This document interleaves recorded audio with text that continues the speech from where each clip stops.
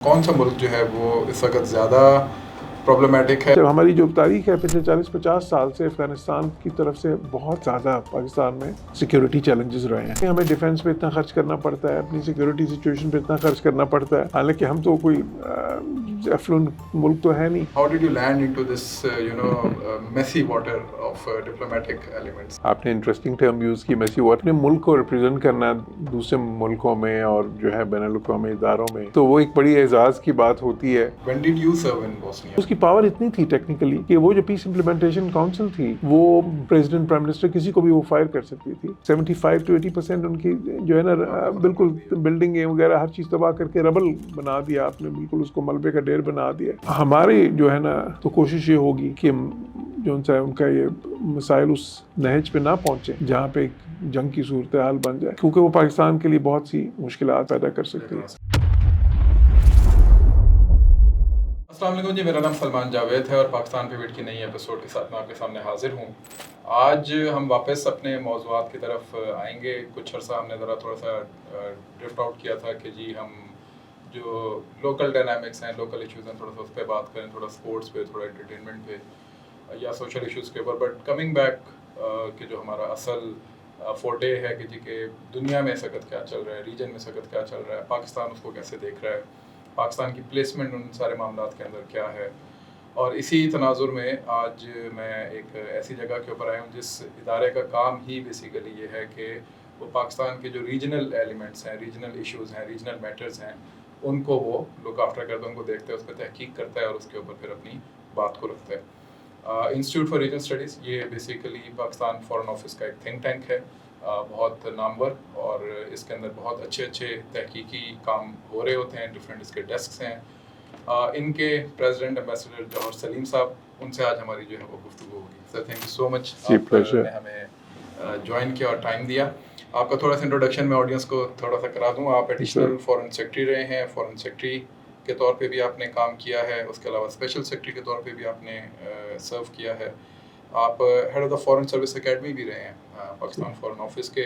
اس کے علاوہ آپ جرمنی, اٹلی, بوسنیا اور بحرین میں پاکستان کی ایمبیسڈرشپ کے فرائض بھی سر انجام دے چکے ہیں. سر رچ ایکسپیرینس ماشاء اللہ آپ کا پاکستان کے ڈپلومیٹک کور کے اندر. I'll start a bit from informal discussion. پہلے تو آپ اپنا اگر کچھ بتا سکیں کہ how did you land into this messy water of diplomatic elements? It's not easy. جی ڈپلومیسی جو ہے it's a very interesting career, بالکل جو ہے, اور میں سمجھتا ہوں کہ بلکہ آپ نے انٹرسٹنگ ٹرم یوز کی, میسی واٹرز, لائک کئی لوگ مڈی واٹرز بھی کہتے ہیں اس کو. بٹ میرے خیال میں جو ہے نا اپنے ملک کو ریپرزینٹ کرنا دوسرے ملکوں میں اور جو ہے بین الاقوامی اداروں میں, تو وہ ایک بڑی اعزاز کی بات ہوتی ہے. اور پھر آج کی دنیا میں تو دیکھیں کوئی بھی ملک جو ہے ان آئسولیشن نہیں رہ سکتا, تو آپ کو دنیا کے ساتھ مل کے چلنا ہوتا ہے. تو اس میں انٹرنیشنل ریلیشنز جو ہے وہ پہلے سے بھی زیادہ اہمیت کا حامل ہو گیا ہے. پھر آج کی دنیا میں یہ بھی ہے کہ آپ کے جو اپنے شہری ہیں وہ بے شمار دوسرے ملکوں میں رہ رہے ہوتے ہیں. آپ دیکھیں اس وقت پاکستان میں کوئی آپ کے ہمارے کوئی 10 سے 12 ملین پاکستانی جو ہیں وہ اس وقت باہر کے جو ہے نا, کوئی امریکہ میں ہے, کوئی کہیں ہے, سارے جو ان سے ہیں.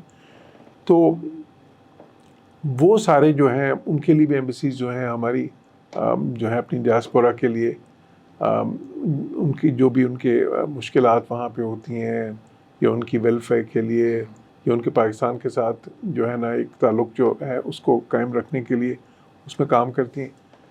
تو میں سمجھتا ہوں کہ یہ ایک ایسا شعبہ ہے جو کہ اس میں چیلنجز تو ہیں جس طرح باقی بہت سے شعبوں میں بھی ہوتے ہیں, لیکن اس میں کام کرنے کے بہت ہی مواقع بھی ہیں جس میں آپ اپنے ملک کے لیے, اپنے لوگوں کے لیے جو ہے نا کنٹریبیوٹ کر سکتے ہیں. اچھا سر, میں جب آپ کا پروفائل دیکھ رہا تھا تو اس میں جرمنی, اٹلی, یہ یورپین کنٹریز تو ماشاء اللہ ایک انٹرسٹنگ فیکٹر ہے ہی, لیکن Bosnia that is very interesting because it has a very murky history. اس کے علاوہ ابھی جو حالات ہیں پاکستان کے وہ اس پہ ہم بعد میں ڈسکس کرتے ہیں. But when did you serve in Bosnia?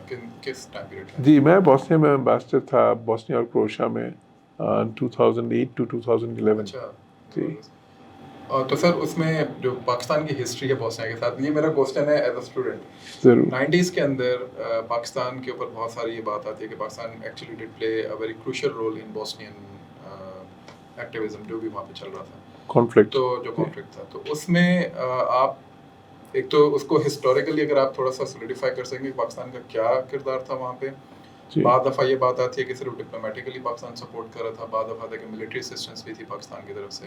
کہاں کھڑا تھا پاکستان اس دور میں؟ جی بوسنین وار میں جو ہے اس وقت وہاں پہ جو مسلمان ہیں بوسنیاکس ان کو کہتے ہیں، وہاں پہ 3 کمیونٹیز ہیں نا اس ریجن میں. جو بوسنیا ہرزیگوینا ہے اس میں بوسنیاکس تھے جو کہ میجورٹی میں تھے، کوئی 45% کے قریب. پھر کوئی 30% کے قریب جو ہے نا وہ وہاں پہ سربس اور پھر باقی کروٹس. تو سربس جو ہیں یہ آرتھوڈاکس ہوتے ہیں، آرتھوڈاکس کرسچن، اور جو کروٹس ہیں وہ کیتھولک کرسچن ہیں. تو ان کی آپس میں جب ظاہر ہے کہ یہ یوگوسلاویہ جب ختم ہوا ہے اور وہ اس کے جو کانسٹیٹوئنٹس تھے یہ سارے ان کی آپس میں پھر جنگ شروع ہو گئی.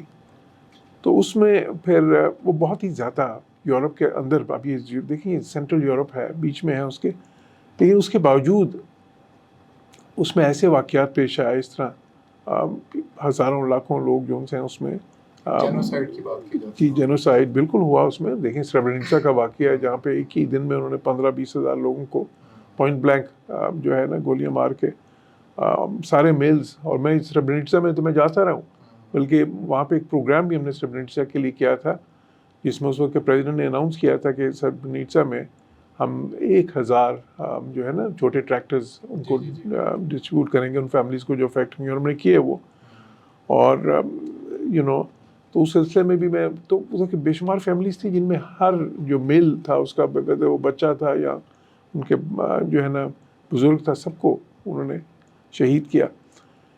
تو اس میں پاکستان کا جو کردار رہا ہے بالکل ان کی جو مورل ڈپلومیٹک پولیٹیکل سپورٹ پوری دنیا میں پاکستان نے اس وقت کی تھی، جس کو بہت زیادہ ریکگنائز بھی کرتے ہیں. مجھے یاد ہے کہ جب میں وہاں پہ امبیسڈر کے طور پہ تھا تو وہاں کے جو صدر تھے، جو وہاں پہ ایک ٹرائی پریزیڈنسی ہوتی ہے جس میں 3 صدر ہوتے ہیں تینوں کمیونٹیز کے، جو ہے نا روٹیٹنگ پریزیڈنسی ہے. تو پھر اس کے بعد جو وہاں کے جو بھی، اور خصوصاً جو مسلمان بوسنیا کے لیڈرز تھے نا، تو وہ ہمیشہ شکریہ ادا کرتے تھے. وہ بہت زیادہ ابھی تک اس کو اپریشیٹ کرتے ہیں جو پاکستان نے ان کے لیے کیا. ان کے ریفیوجیز کو بھی ایک ٹائم پہ پاکستان میں رکھا تھا، اور پھر جو ہے نا اس میں پاکستان کی یونٹ بھی جو ہے پیس کیپنگ یونٹس بھی گئی تھیں. تو پھر پاکستان نے اقوام متحدہ میں دوسرے بین الاقوامی فورمز جو ہیں اس میں سب بہت زیادہ ان کی جو ہے سپورٹ کی تھی. تو اس کو آج بھی وہ بہت مانتے ہیں. تو اس لیے ہمارے تعلقات بہت اچھے ہیں بوسنیا کے ساتھ. اور وہ پھر وہ بڑا ایک انٹرسٹنگ ایکسپیرئنس تھا، بیکاز بوسنیا میں ایک پیس امپلیمنٹیشن کاؤنسل بنی ہوئی تھی. تو اس میں جو وہاں پہ کچھ ملکوں کے جو امبیسڈرز تھے، اس کے ممبرز تھے، وہ اس میں بیٹھتے تھے، اور اس کا ایک ہائی ریپرزینٹیٹیو جو یونائٹڈ نیشنز کی طرف سے ایک بنایا گیا تھا، وہ اس کو ہیڈ کرتا تھا. اب اس کی پاور اتنی تھی ٹیکنیکلی کہ وہ جو پیس امپلیمنٹیشن کاؤنسل تھی وہ پریزیڈنٹ، پرائم منسٹر، کسی کو بھی وہ فائر کر سکتی تھی. وہ ان کی اسمبلی کی کسی لا کو بھی روک سکتی تھی. مطلب ایک سپرا جو ہے نا نیشنل باڈی تھی وہ. اب یہ کہیں ہوتا نہیں ہے، یہ ایک یونیک سچویشن ہے. ویسے تو امبیسڈرز کو کہتے ہیں نا کہ امبیسڈرز آپ کسی ملک کے اندرونی معاملات میں مداخلت نہیں کر سکتے، لیکن وہاں پہ تو ہمیں یونائٹڈ نیشنز نے اس چیز کا مینڈیٹ دیا ہوا تھا. تو اس میں مطلب وہ سارے امبیسڈرز اس میں جو ملک اس میں شامل تھے پیس امپلیمنٹیشن کاؤنسل میں، کوئی 20-25 ملک تھے، اس میں پاکستان شامل تھا. تو اس لحاظ سے پھر اس میں ہم نے کافی کام، تو اس سلسلے میں یہ بہت نارمل تھا کہ ان کے جو پولیٹیشینز تھے ہمارے پاس آ کے ہمیں کنونس کرنے کی کوشش کر رہے ہوتے تھے کہ اپنے جو ان سے نا ظاہر ہے موقف پہ. تو پاکستان نے بہت زیادہ جو ہے نا ان کی مختلف جو شعبے میں نے کہے ہیں اس حساب سے مدد کی تھی جس کو وہ بہت ریکگنائز کرتے ہیں. اچھا sir, coming to the region now, being head of this institute region studies, Pakistan اس وقت ایک بڑا, یہ ہم اکثر سنتے ہیں IR کے اسٹوڈنٹس بھی اور جو SS کے اسٹوڈنٹس بھی ہیں کہ جی کہ ہم بڑی کوئی جیو اسٹریٹجک لوکیشن کے اوپر بیٹھے ہوئے ہیں اور کوئی ہمیں فوائد بڑے کوئی ملیں گے اس وجہ سے, لیکن it has turned into a strategic crisis, اس پہ تو ہم چلیں بعد میں آتے ہیں. لیکن جو ایک ولیٹائل سچویشن ہے پورے ریجن میں, سکت افغانستان آپ کے سامنے ہے, انڈیا آپ کے سامنے ہے, کشمیر اینڈ دین ایران, تو پاکستان کے جو چاروں طرف کا جو ایک معاملہ ہے اس کو اگر آپ پوائنٹ وائز بتا سکیں کہ کون سا ملک جو ہے وہ اس وقت زیادہ پرابلمٹک ہے. اگر پرابلمٹک خیر تھوڑا سا میرے لیے وہ غلط لفظ ہو جائے گا, لیکن یہ کہ تھوڑا سا ایک آپ کہہ لیں کہ چیلنج ہے, انسیٹلنگ ہے یا چیلنجنگ ہے. جی بالکل, یہ بڑا اچھا سوال ہے. ایک تو یہ کہ یہ ہم بالکل کہتے ہیں کہ جی پاکستان کی جو اسٹریٹجک لوکیشن جو ہے تھی بھی, اور وہ دیکھیں جیو اسٹریٹجک آپ کی جو اہمیت ہے وہ چینج بھی ہوتی رہتی ہے نا. مثلاً جب افغانستان کا مسئلہ تھا تو اس کے حوالے سے پاکستان کی ایک تھی جو کہ پھر وہ کم ہو گئی. ظاہر ہے جب وہ مسئلہ افغانستان میں امریکن ٹروپس وہاں سے چلی گئیں, ISAF کی ٹروپس چلی گئیں وہاں سے, تو اس لحاظ سے جو تھی وہ کم ہو گئی. بٹ اسی طرح کولڈ وار میں آپ کی ایک اہمیت تھی, وہ کولڈ وار کے حساب سے تھی, وہ بعد میں ختم ہوگی. اچھا اب جو ہے نا, اور آپ نے صحیح کہا کہ وہ اہمیت جو ہوتی ہے نا اس میں فائدے بھی ہوتے ہیں, نقصانات بھی ہوتے ہیں. ہمارا جو ریجن ہے نا جس میں ہم لوکیٹڈ ہیں, یہ بڑا مشکل ہے, بہت چیلنجنگ ریجن ہے. ٹھیک ہے ہم یہ کہتے ہیں کہ جیو اسٹریٹجک بڑی اس کی لوکیشن ہے اور اس کے فائدے بھی ہیں, لیکن جو چیلنجز ہیں وہ اس سے بہت بڑھ کے ہیں.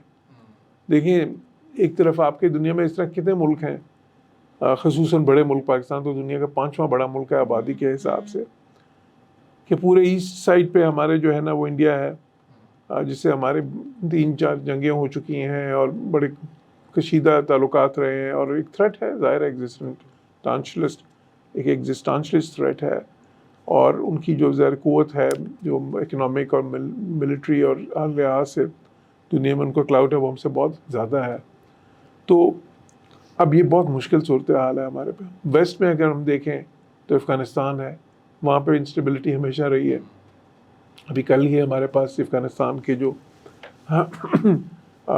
چارج افیئرز ہیں, ناظم الامور ہیں پاکستان میں, وہ آئے ہوئے تھے, تو ان سے بڑی کینڈیڈ باتیں ہوئیں, بڑی کھل کے باتیں ہوئیں. لیکن ہمیشہ پاکستان کو ادھر سے انسٹیبلٹی کا سامنا تو کرنا پڑا نا, انسیکیورٹی وہاں سے جو ابھی بھی دیکھیں ٹیررزم وہاں سے جو آؤٹ فلو کرتی ہے, TTP کی دوسرے سارے جو ان سی ہیں ٹیررسٹ آرگنائزیشنز ہیں.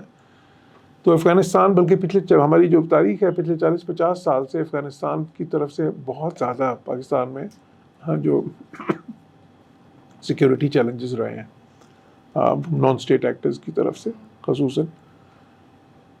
اچھا پھر دیکھیں ایران ہے, تو ایران کے ساتھ ہمارے تعلقات بہت اچھے ہیں, لیکن پھر بھی چیلنجز تو ہیں اس میں. وہ ایک ٹائم پہ پچھلے سال وہ بارڈر پہ جو صورتحال ہوئی تھی اس کا بھی آپ کو معلوم ہے. تو پھر عربین سی ہے اس طرف, اب وہ بھی ایسی جگہ ہے کہ جہاں پہ دنیا کی زیادہ تر ٹریڈ ادھر سے گزرتی ہے, زیادہ تر آئل جو ہے وہاں سے گزرتا ہے. Street of harms, street of Malacca جو ہے اس کے اپنے چیلنجز ہیں. پھر اب چین کے ساتھ تو ہمارے بہت اچھے تعلقات ہیں. ایک جو ہے نا ایک عظیم پارٹنرشپ ہے, اسٹریٹجک کوآپریٹو پارٹنرشپ جس کو ہم کہتے ہیں, آل ویدر اسٹریٹجک کوآپریٹو پارٹنرشپ بالکل ہے. لیکن اس کے ساتھ ساتھ چین اور انڈیا کے آپس میں پرابلمس ہیں اسی بارڈر پہ. پھر ہم اوپر اگر دیکھیں تو جموں کشمیر جو ہے اس میں ہمارے انڈیا کے ساتھ دیکھیں وہ ایک ایسا ڈسپیوٹ ہے جس کی وجہ سے ابھی تک ادھر سیٹلمنٹ نہیں ہو رہی. سیٹلمنٹ کیا, اور بالکل کشیدگی ہر وقت رہتی ہے. اور وہ وہاں پہ جو ہے انڈین سائڈ پہ جو انہوں نے آکوپائی کیا ہوا ہے اس پہ وہ ایک ظلم و ستم کے پہاڑ ٹوٹتے رہتے ہیں, جس کی وجہ سے ظاہر ہے کہ اس کا اثر نیچرلی ہمارے جو ان لوگوں پہ بھی پڑتا ہے, اور ہم اسے لا تعلق تو نہیں رہ سکتے. پالیسی کے اوپر بہت زیادہ امپیکٹ آتا ہے. آف کورس آپ کی جو فارن پالیسی ہے, آپ کی سیکورٹی پالیسی ہے, اس پہ اس کا بہت زیادہ اثر اور اس کی امپلیکیشنز ہیں. تو یہ ساری صورتحال ہے, اور اس لیے پاکستان کو جو ہے نا شروع دن سے ہی بیکاز پہلے دن سے ہی انڈیا کی طرف سے بہت زیادہ مشکلات کا سامنا کرنا پڑا. تو اس کی وجہ سے ہی دیکھیں ہمیں ڈیفینس پہ اتنا خرچ کرنا پڑتا ہے, اپنی سیکورٹی سچویشن پہ اتنا خرچ کرنا پڑتا ہے, حالانکہ ہم تو کوئی افلوئنٹ ملک تو ہے نہیں. بہت ہی زیادہ دیکھیں جنوبی ایشیا جو ہے دنیا کے پسماندہ ترین جو ہے نا ریجنز میں آتا ہے. اب یہ خطہ ایسا ہے کہ جہاں پہ اگر آپ فیکس آبادی دیکھیں, فیکس جو ہے آمدنی دیکھیں, اگر آپ وہ دیکھیں کہ جی ہیومن ڈیولپمنٹ انڈیکس کے حساب سے دیکھیں, پولوشن کے مسائل دیکھیں, پھر اوپر سے یہ جو کلائمیٹ چینج ہے اس کے جو چیلنجز ہیں, گلیشیئرز میلٹ ہو رہے ہیں, دریاؤں کا پانی انڈیا نے ہمارا بند کر دیا ہے کافی سب بیچ میں سے, پھر یہاں پہ جو خوش سالی کے مسائل ہیں, بہت زیادہ یہ سارے جب چیلنجز کو آپ دیکھتے ہیں نا تو پھر سمجھ آتی ہے کہ جی it's not a very good region. کیونکہ لوگ ہی کہتے ہیں نا جی جو ہے نا کہ جی کہ ہمارے سارے مسائل ہم نے خود سے ہی بنائے ہوئے ہیں.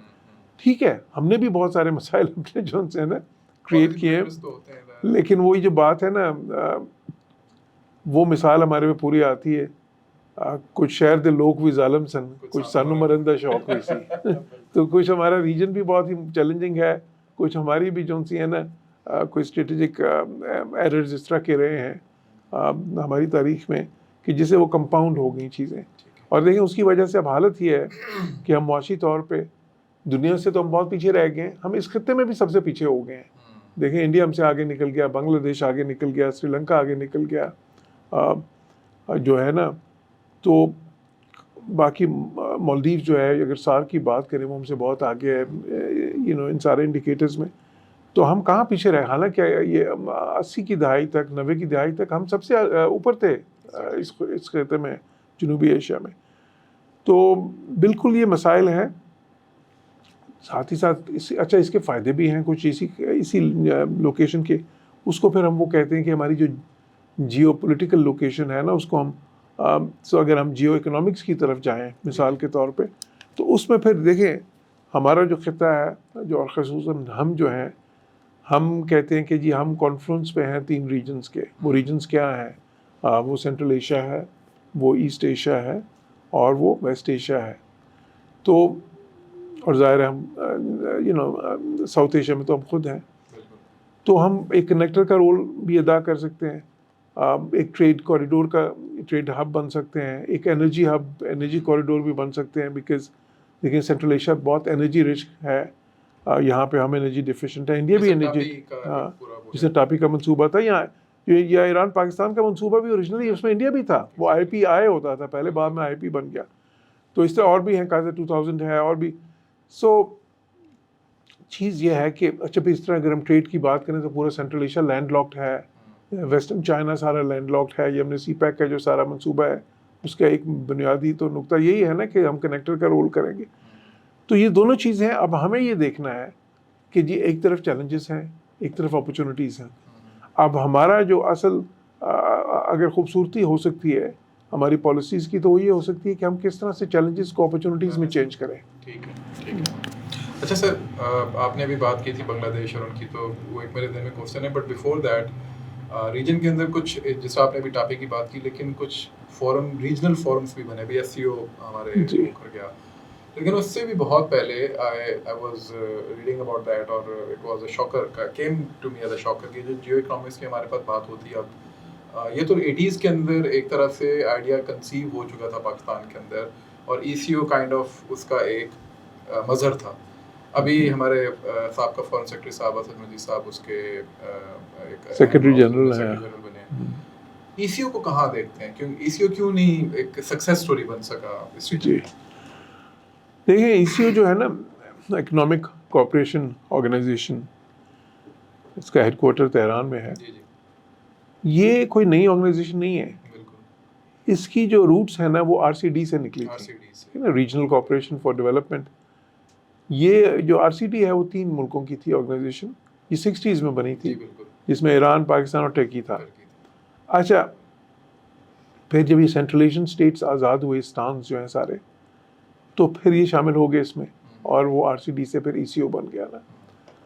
پر RCD کا بھی یہ مسئلہ تھا کہ RCD could never take off, ٹھیک ہے نا جی, اکنامکلی تو اس نے بھی کبھی ٹیک آف نہیں کیا تھا.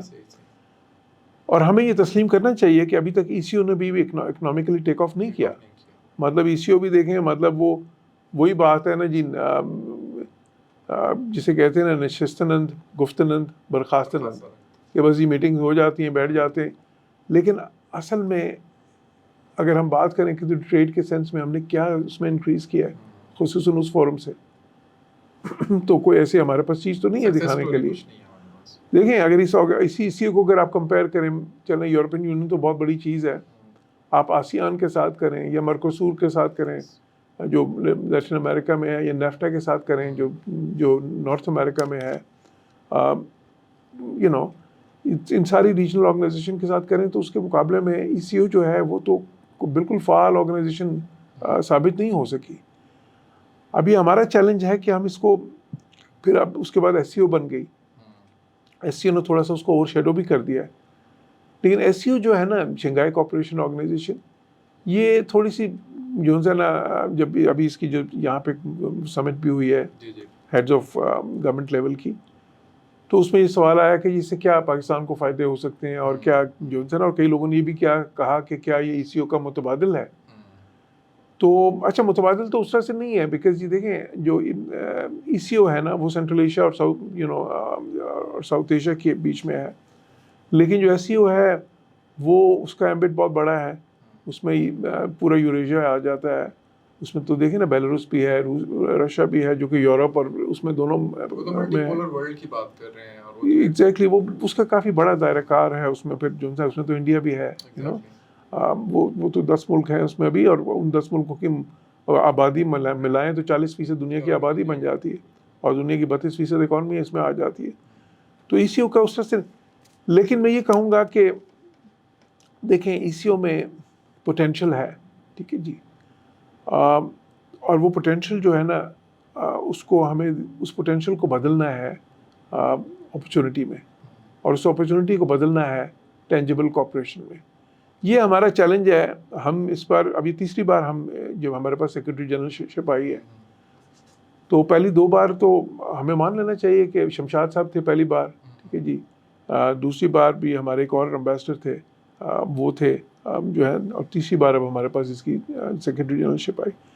تو اگر ہم یہ 3 باریوں میں بھی نہیں کر سکے اس کو, تو اس کا مطلب ہے کہ پھر جو ہے نا لائک باقی ملکوں کی تو چلیں اس میں جو کمزوری ہوگی اس معاملے میں, یا ان کی جو ہے نا اگر آپ کہیں کہ ان کا انتھوسیازم کے لیول جو بھی ہوگا, لیکن پھر ہمیں خود بھی مان لینا چاہیے کہ ہم جو ہے نا وہ نہیں کر سکے جو اس سے امیدیں تھیں.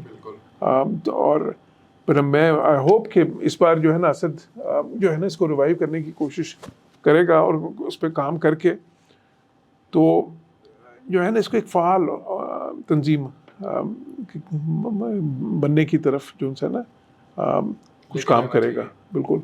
سارک بھی اسی قسم کا ایک فیلئر جو ہے وہ اس ریجن کا ہمیں نظر آتا ہے جی. بہت سے لوگ کہتے ہیں کہ انڈیا اس کے اندر obviously they played a very crucial role in almost sabotaging it.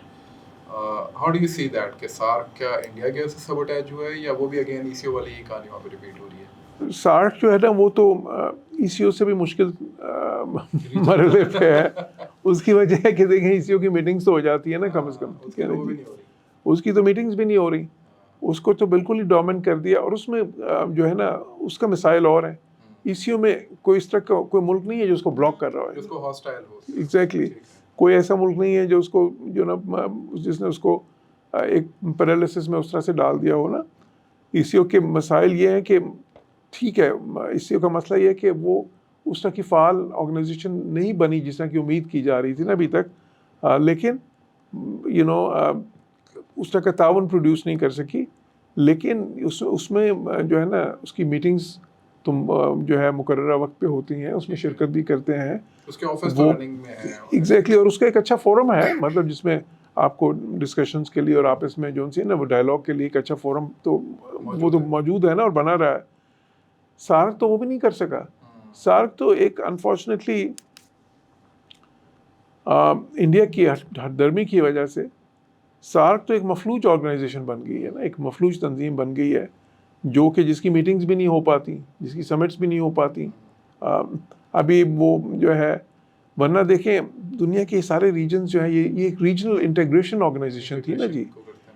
اگر اس کو اور یہ آپ کو بتاتا چلوں یہاں پہ کہ جو ہمارا ساؤتھ ایشیا ہے یہ خطہ جو ہے جنوبی ایشیا جس میں دنیا کی 1/4 آبادی سے بھی زیادہ ہے اس وقت جو ہے نا لیٹسٹ جو فگرز ہیں وہ یہ کہ 27% آف دا ورلڈ پاپولیشن یہاں پہ رہتی ہے. دنیا کا ہر چوتھا آدمی ادھر رہتا ہے یہ چوتھا شخص جو ہے. تو اس کے باوجود حالت یہ ہے کہ دنیا کی لیسٹ انٹیگریٹڈ جو ریجنز ہیں نا اس میں آتے ہیں جس میں آپس میں تعاون ہی نہیں ہے ملکوں کا اقتصادی اور جو دوسرے شعبوں میں نا جس طرح کہ باقی جگہ پہ ہے. اس کی دنیا کی جو بیسٹ ایگزامپلز ہیں وہ تو خیر یورپین یونین ہے. اس کے بعد میں آسیان کو رکھوں گا, اس کے بعد نافٹا کو, اس کے بعد مرکوسور کو, اس کے بعد اور آرگنائزیشنز بھی ہیں. لیکن یہ تو دنیا کی سب سے انفارچونیٹلی ریجنل انٹیگریشن کے اعتبار سے اگر دیکھا جائے تو دنیا کی جو ہے نا سب سے کم کامیاب آرگنائزیشن ثابت ہوئی ہے ہسٹری میں. تو کیوں ہے ایسا؟ ظاہر ہے کہ جی انڈیا کی ہر درمی اس میں رہی ہے, کیونکہ دیکھیں انڈیا جو ہے نا وہ سارک کی اگر آبادی کا دیکھ لیں یا اس کی جو لینڈ ماس ہے دیکھ لیں تو اس کا بڑا حصہ تو انڈیا ہی ہے. جنوبی ایشیا کی جو آبادی ہے ہاں اس کا 3/4 تو تقریباً انڈیا ہی بن جاتا ہے نا. تو اس وجہ سے پھر اگر اس کا لینڈ دیکھ لیں تو اگین وہی 3/4 تقریباً انڈیا کے پاس ہی آ جاتا ہے. تو اس وجہ سے ذمہ داری تو ان پہ آتی ہے. انفارچونیٹلی ابھی تک انہوں نے سارک کو خود ہی بلکہ انہوں نے تو پھر جو ہے نا متوازی تنظیمیں بنانے کی کوشش کی اور سارک کو ڈیلیبریٹلی اس کو وہ کیا. ابھی سارک کے سیکرٹری جنرل جو ہیں اس وقت بنگلہ دیش سے ان کا تعلق ہے, وہ یہاں پہ آئے تھے پاکستان, بلکہ ان کو ہم نے یہاں بلایا تھا انسٹیٹیوٹ میں اور ایک ان کے ساتھ ایک مذاکرہ کیا تھا, ایک سیمینار کیا تھا. تو اس میں ڈسکشن کافی کی تھی. تو ہم نے کچھ ان کو کچھ تجاویز بھی دی تھیں کس طرح سے اس کو ریوائیو کریں. تو ہم امید کرتے ہیں کہ اس پہ انڈیا بھی جو ہے نا وہ تھوڑا سا ایک مثبت اور ایک تعمیری رویے کی طرف آئے گا. اور جو ہے نا اور دیکھیں بنگلہ دیش اس میں اہم اس لیے ہے کہ سارک جو ہے نا یہ شروع میں بنگلہ دیش کی انیشیٹو پہ ہی ہوئی تھی جی. یہ ان کے وہ پریزیڈنٹ ہوتے تھے ضیاء الرحمان, یہ ان کے انیشیٹو پہ جو ہے نا جی. اور اس کے بعد پھر ارشاد تھے اور یہ سارے جو ان سے ہے نا تو بنگلہ دیش اس سینس میں کیونکہ اس کے وہ ہے تو اب ان کے پاس ہی سیکرٹری جنرلشپ ہے. یہ جو کرنٹ بنگلہ دیش کا سینیریو ڈیولپ ہے اس میں تو پھر دوبارہ سے وہی ایک کہانی ریپیٹ ہو سکتی ہے. تو اس لیے ہماری یہ امید ہے کہ اب اس پہ وہ زیادہ کام کریں گے. ٹاکنگ اباؤٹ بنگلہ دیش ان دا ریجن, ابھی 3 مہینے کے اندر جو وہاں پہ اپس اینڈ ڈاؤنس ہم دیکھ رہے ہیں اور پھر ان کی جو پالیسیز سامنے آ رہی ہیں. ابھی 1 ہفتہ پہلے انہوں نے چترا لیگ کو جو ان کی اسٹوڈنٹ ونگ ہے عوامی لیگ کی اس کو انہوں نے بین کر دیا. عوامی لیگ کو وہ بہت زیادہ ڈسمنٹلنگ کی طرف لے کے جا رہے ہیں. شیخ مجیب کے جتنے بھی وہاں پہ معاملات تھے یادگاریں تھیں ان کو آہستہ آہستہ ختم کیا جا رہا ہے. ابھی کل کی خبر یہ ہے کہ جو کریکولم چھپتا تھا انڈیا سے اس کو بھی انہوں نے بین کر دیا اور کہا ہے کہ ہم بنگلہ دیش سے کریں گے. سو آپ کیا سمجھتے ہیں کہ is it kind of revision of what they are trying to do اور یہ وہ اپنی روٹس کی طرف واپس جانا چاہ رہے ہیں being an out cider observer, آپ اس کو کیسے دیکھتے ہیں؟ بالکل دیکھیں جو حسینہ واجد کا دور تھا نا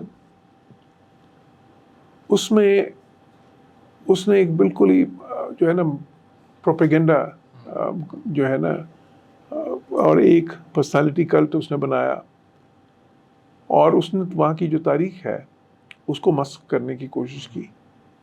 مجھے یاد ہے میں ایمبیسڈر کے طور پہ باہر تھا اس وقت جرمنی میں اور اٹلی میں. تو بنگلہ دیش کی جو نیشنل ڈے ریسیپشنز ہوتی تھیں جس پہ اب ہمارے ان کے ایمبیسڈر کے بڑے اچھے تعلقات ہوتے تھے اور دوستیاں تھیں اور ان کی ریسیپشنز پہ ہم جاتے تھے اور وہ ہمارے اس پہ جاتے تھے لیکن ان کی ریسیپشنز میں ہم دیکھا کرتے تھے کہ جی ایک سائڈ پہ وہ اسٹال سا ایک لگا کے نا تو اس پہ یہ سی ڈیز اور اس طرح کی جو ہے نا پیمفلیٹس وغیرہ پڑے ہوتے تھے جس میں جو ہے نا وہ 1971 کے واقعات جو ہے نا اس کی ایک بڑی مسخ شدہ جو تصویر ہے نا وہ ایک پیش کی ہوتی تھی انہوں نے جینوسائیڈ کی باتیں اور اس طرح کی نا بالکل ایک جو ہے نا جس کا کوئی شواہد نہیں ہے تاریخ میں جو کہ ایک الزام ہے بالکل اور ایک پروپیگنڈا.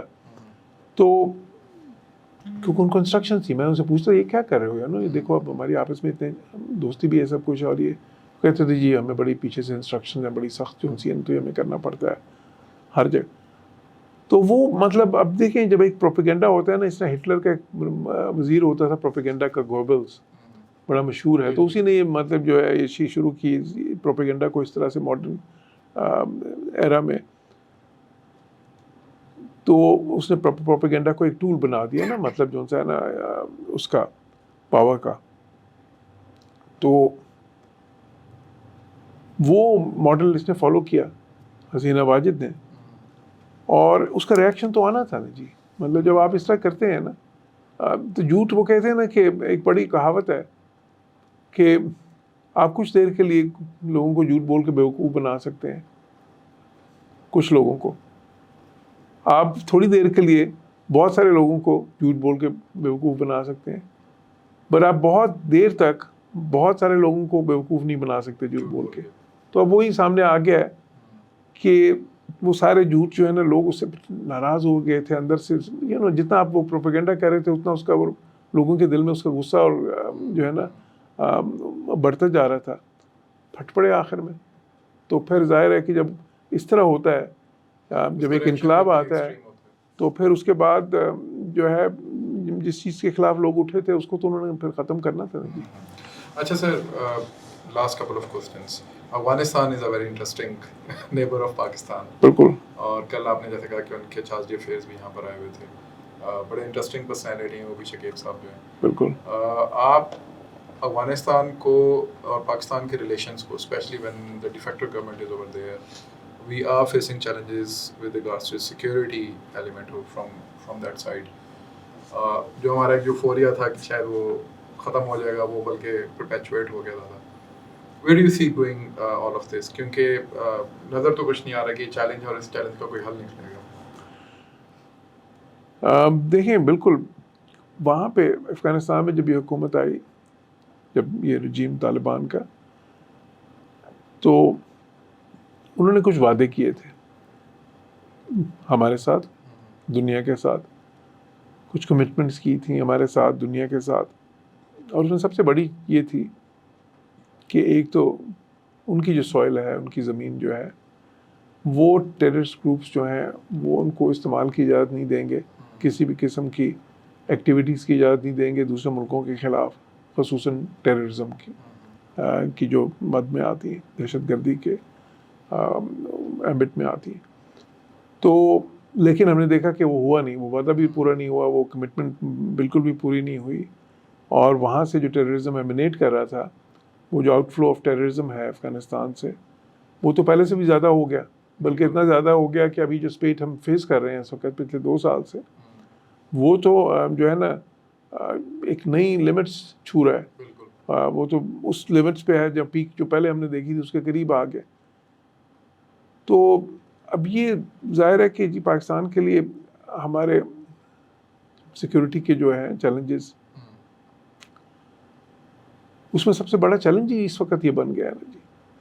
تو ہم اب یہ ان سے توقع تو نہیں کرتے کہ ایک ایسا ملک جو ہے اور ایک ایسی رجیم جو ہمیں دوست بھی جو ہے نا, اور ہم دوست بھی کہتے ہیں, ہمیں بھائی کہتے ہیں, اور ہمارے ایک تاریخی ان کے ساتھ اس طرح کے تعلقات ہیں, آپس میں اتنی زیادہ لنکیجز ہیں. لیکن کلچرل اگر آپ بات کریں, ہسٹوریکل بات کریں آپ, ایتھنک ہیں, فیتھ کے رشتے ہیں, جو ہے اس کے علاوہ زبان کے رشتے, اتنے زیادہ چیزیں ہیں آپس میں, تو وہ پھر جو ہے نا اس میں آپ کو پھر دل تو دکھتا ہے نا جی, کہ آپ کی جو سی نا یہ ایکسپیکٹیشن بھی تھی, اور وہ ایکسپیکٹیشن کوئی خام خیالی پہ بیس نہیں تھی, وہ بیس تھی بہت بالکل جی. وہ اتنے عرصے سے جو آپ کے تعلقات تھے, اور پوری دنیا کی ہم نے جو سی نا تنقید صحیح, ناراضگی صحیح کہ جی آپ طالبان کو سپورٹ کر رہے ہیں. تو پھر جب طالبان کی حکومت آئی ہے, اور اگر ادھر سے ہی پھر ان کی حکومت کے ہوتے ہوئے بھی ہمیں اگر افغانستان سے دہشت گردی کا ہی سامنا کرنا پڑا, تو پھر تو یہ ایک ذاتی کا اس میں جو ہے نا ایلیمنٹ آ جاتا ہے بہت زیادہ. تو اس وجہ سے پاکستان ان کو یہ بار بار باور کرا رہا ہے کہ جی جب دوستی ہے، بھائی چارہ ہے، تو پھر یہ تو نہیں ہو سکتا. آپ کو ان کو جو اس طرح کے ٹیررسٹ گروپس ہیں ان کو آپ کو رین ان کرنا پڑے گا، ان کو ایلیمینیٹ کرنا پڑے گا، ان کو وہاں سے جو ہے نا دھکیلنا ہوگا، اگر اور کچھ نہیں تو کہ جی ادھر تو آپ نہ کریں، یہاں سے تو جائیں.